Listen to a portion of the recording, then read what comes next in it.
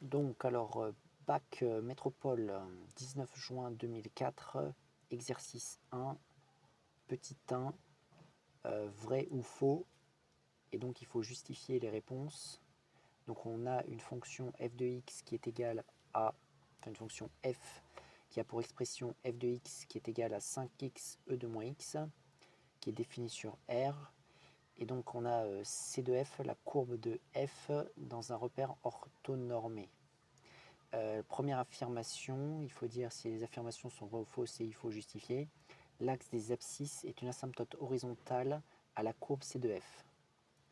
Donc l'axe des abscisses a pour équation y égale 0, puisque c'est une droite horizontale. Et donc tous les points d'axe des abscisses ont pour ordonnée 0. Donc par conséquent, quand on a une droite d'équation y égale un nombre, c'est une droite horizontale et qui a, dont tous les ordonnées sont égales à la valeur auquel est égal y. Donc ici, l'équation, c'est y égale 0. Et donc, les asymptotes horizontales, on voit qu'une courbe d'une fonction admet une asymptote horizontale lorsque la limite de cette fonction est égale à une valeur finie quand x tend vers un infini. Donc ici, ça peut très bien être en plus l'infini ou en moins l'infini, mais on va un petit peu analyser. Donc si x tend vers l'infini ici, donc le x qui est là va tendre vers plus l'infini, et e de moins x va tendre euh, vers 0. Lorsque x va tendre vers moins l'infini, puisque si x tend vers plus l'infini, moins x tendra vers moins l'infini. Et donc, exponentielle de moins x va tendre vers 0, puisqu'on sait très bien que la fonction exponentielle en moins l'infini tend vers 0.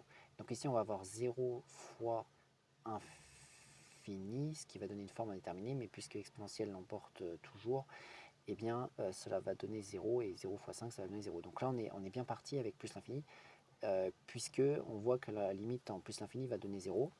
Mais bon, donc du coup, l'affirmation devrait être vraie.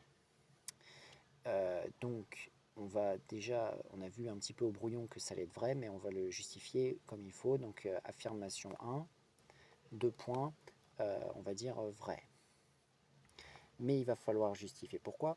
Donc, déjà, on va reprendre l'expression de f de x parce que, bon, ce qu'on vient de voir juste avant, c'est pas tellement bien. Il va falloir la transformer un petit peu, je pense, pour avoir une expression qui est plus claire, dont on connaît l'expression. Donc c'est des limites qu'il faut connaître, des limites remarquables, puisque ici on a vu qu'on avait quand même une forme indéterminée, mais qui nous donnait une valeur qu'on pouvait déterminer grâce aux limites remarquables qu'il faut apprendre par cœur. Donc 5xe de moins x est égal à... Et donc, on est bien d'accord que e de moins x, d'après la règle des puissances, ça va être égal à 1 sur e de x. Donc, ça va donner 5x fois 1 sur e de x, qui va donner 5. Et donc, quand x multiplie cette fraction, il va multiplier le numérateur, ce qui va donner 5x sur e de x. Et là, ça va quand même être mieux pour déterminer la limite, parce que 5x sur e de x, c'est quand même une limite du cours qui est remarquable, qu'il faut connaître. Donc on va pouvoir déterminer. Donc on va faire cela, on va déterminer cette limite. Donc juste la limite de x sur e de x lorsque x tend vers plus l'infini. Donc en théorie, ça donne une forme indéterminée puisque ça donne infini sur infini, mais ici, exponentielle va l'emporter et ça va être une limite que l'on connaît, mais la limite que l'on connaît, c'est plutôt son inverse, donc on va la transformer en inverse, c'est-à-dire que ça va donner 1 sur e de x sur x, avec x qui tend vers plus l'infini, et ça c'est une limite remarquable. Donc du coup, au dénominateur, ça va donner plus l'infini. On va avoir 1 sur l'infini, et ça, d'après la règle des limites, ça va donner 0. Car, donc ça c'est le cours, hein, limite lorsque x tend vers plus l'infini, de e de x sur x est égal à 0. Et c'est aussi vrai pour e de x sur x puissance n, avec n un entier naturel. Voilà, et donc quand x tend vers un infini plus ou moins l'infini et qu'on obtient une limite finie, c'est-à-dire ici c'est 0, alors la courbe de la fonction admet une asymptote horizontale qui va avoir pour équation y égale la valeur qu'on a obtenue comme limite, donc ici c'est 0. Donc on peut dire, donc C de f admet une asymptote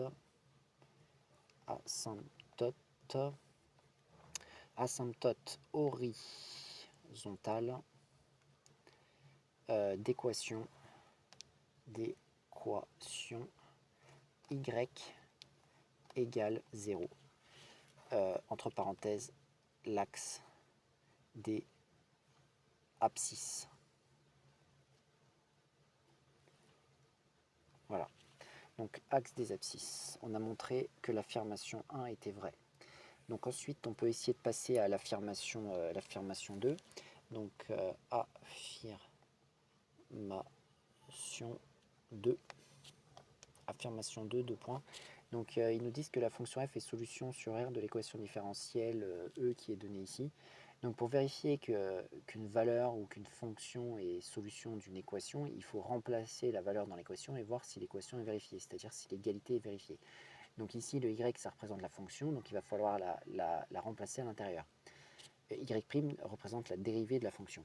Donc il va falloir qu'on ait déjà la dérivée de f pour pouvoir remplacer et ensuite voir si cette relation est bien vérifiée. Donc on pourrait dire, calculons f',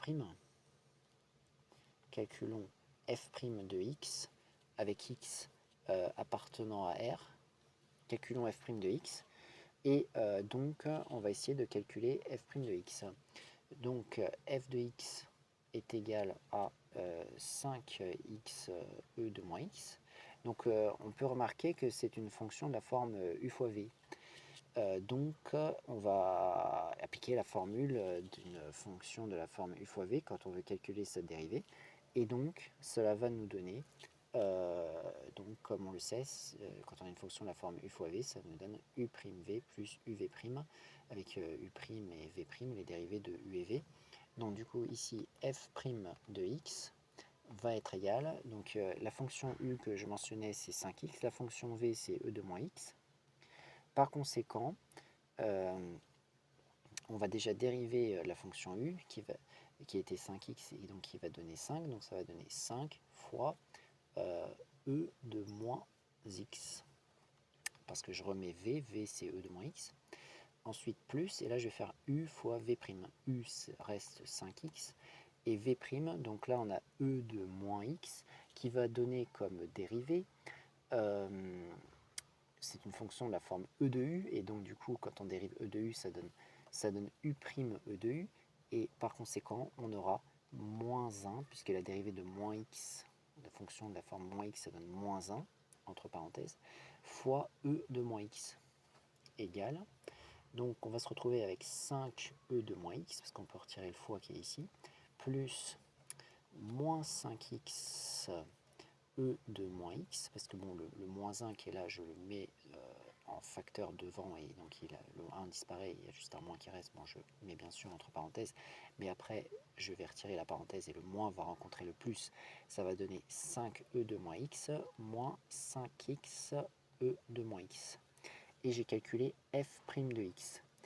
Donc nous avons calculé f' de x, nous avons déjà f de x, et donc nous allons calculer f' de x plus f de x pour avoir la partie gauche de cette équation différentielle. Donc on fait f' de x, ça remplace y', et ensuite plus f de x égale.